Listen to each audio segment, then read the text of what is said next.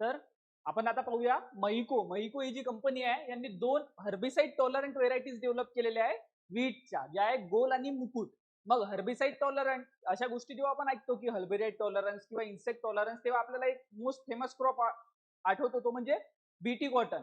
तर BT cotton मध्ये आपण काय केलं आहे की जो सॉइल बॅक्टेरियम आहे बॅसिलस थुरेंजेनेसिस, त्या बॅक्टेरिया मधला आपण एक जीन आयसोलेट करून कॉटनचा जो जिनोम आहे त्यामध्ये इंट्रोड्यूस केलेला आहे.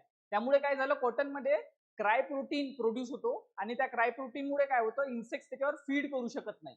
पण आपण काय केलंय, त्यामध्ये एक बॅक्टेरियाचा जीन कशात कॉटनमध्ये इंट्रोड्यूस केलाय. मग जेव्हा आपण एखादा फॉरेन डीएनए मधून एखादा जीन आयसोलेट करून एखाद्या क्रॉपच्या जिनोम मध्ये इंट्रोड्यूस करतो, त्याला आपण म्हणतो जेनेटिक इंजिनिअरिंग. त्याला आपण काय म्हणतो, जेनेटिक इंजिनिअरिंग म्हणतो. मीन्स जेनेटिक इंजिनिअरिंग मध्ये काय होतं, डिझायर्ड जीन जो राहतो तो इंट्रोड्यूस केला जातो एखाद्या ऑर्गॅनिझम मध्ये. पण या ज्या 2 व्हेरायटी आहे हर्बिसाइड टॉलरंट व्हेरायटीज गोल आणि मुकुट, यामध्ये काय केलेलं आहे, हे जीएमओज नाही आहे. मीन्स हे जेनेटिकली मॉडिफाईड ऑर्गॅनिझम्स नाही आहे. यामध्ये हर्बिसाइड टॉलरन्सचं कॅरेक्टर जरी असलं तरी ते कॅरेक्टर एखाद्या फॉरेन जीन इंट्रोड्यूस करून आणलेलं नाही आहे, तर ते कॅरेक्टर आणलेलं आहे केमिकल आणि इरेडिएशन म्युटेशनमुळे. मीन्स काय केलेलं आहे, केमिकल मीन्स जे आपलं व्हीटचा प्लांट आहे त्याला इरेडिएशन मीन्स लाईटचे इरेडिएशन आणि केमिकल्सला एक्सपोज करून त्यामध्ये पॉझिटिव्ह म्युटेशन केलेले आहे.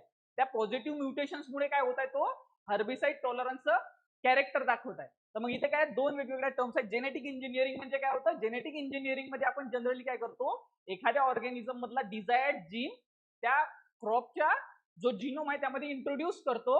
पण ह्या ज्या 2 व्हेरायटीज बनलेल्या या बनलेल्या बायोप्रोसेसिंग इंजिनिअरिंगनी.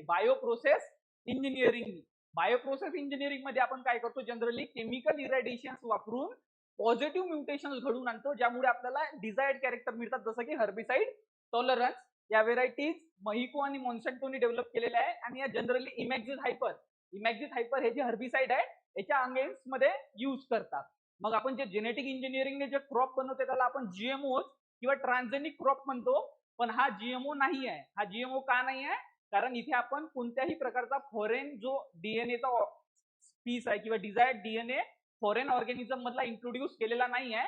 हा आपण काय केलाय, पॉझिटिव्ह म्युटेशन केलेले आहे. मीन्स जिनोम तोच आहे, त्याला आपण काय केलं, इरेडिएशन्सला आणि केमिकल्सला एक्सपोज केलं. त्यामुळे त्या जिनोम मध्ये काय झालं, म्युटेशन झाले. म्युटेशन म्हणजे काय, सडन चेंजेस झाले त्याच्या जेनेटिक मेकअप मध्ये आणि त्याच्यामुळे तो हर्बिसाइड टॉलरन्सचं कॅरेक्टर दाखवतो. तर असं जेव्हा आपण एखाद्या ऑर्गॅनिझमला एक्सपोज करतो इरेडिएशन्सला आणि केमिकल्सला आणि पॉझिटिव्ह चेंजेस करतो, त्या प्रोसेसला म्हणतात बायोप्रोसेस इंजिनिअरिंग. तर जेनेटिक इंजिनिअरिंग आणि बायोप्रोसेस इंजिनिअरिंग ह्या 2 वेगवेगळ्या कन्सेप्ट आहेत. थँक्यू.